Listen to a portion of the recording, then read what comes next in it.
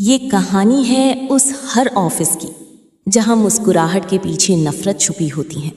इंसान अपने ही लोगों के बीच अकेला पड़ जाता है, जहां दोस्ती के नाम पर राजनीति खेली जाती थी और जहां मेहनत नहीं चापलूसी की कीमत होती थी।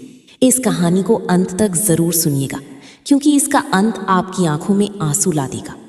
कहानी शुरू होती है दिल्ली की एक बड़ी कंपनी से। उस कंपनी में काम करता था एक सीधा साधा लड़का, नाम था विवेक। विवेक गांव से शहर आया था। उसके पिता बीमार रहते थे और माँ लोगों के घरों में खाना बनाकर घर चलाती थी। विवेक का सिर्फ एक सपना था कि वो इतना सफल बने ताकि उसके माँ बाप को गरीबी ना देखनी पड़े। वो रोज सबसे पहले ऑफिस आता और सबसे आखिर में घर जाता। धीरे धीरे उसकी मेहनत सबकी नजरों में आने लगी। कंपनी के बड़े अधिकारी भी उसकी तारीफ करने लगे। लेकिन दोस्तों, जहां मेहनती इंसान आगे बढ़ता है, वहीं कुछ लोग जलना शुरू कर देते हैं। उसी ऑफिस में काम करती थी रिया। रिया बहुत चालाक लड़की थी। चेहरे पर मासूमियत, लेकिन दिमाग में सिर्फ राजनीति।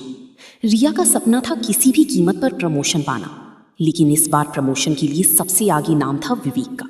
बस यही बात रिया को अंदर ही अंदर जला रही थी। एक दिन रिया ने ऑफिस के कुछ लोगों को अपने पक्ष में कर लिया।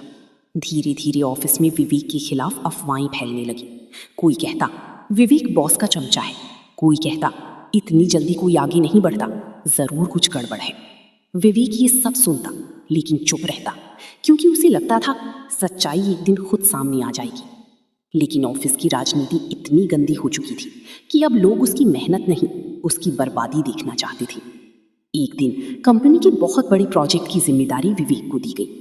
उसने दिन रात मेहनत करके पूरा प्रोजेक्ट तैयार किया, लेकिन प्रेजेंटेशन से एक रात पहले किसी ने उसका पूरा डेटा डिलीट कर दिया। सुबह मीटिंग में सबके सामने विवेक खड़ा था, लेकिन उसके पास दिखाने के लिए कुछ नहीं था।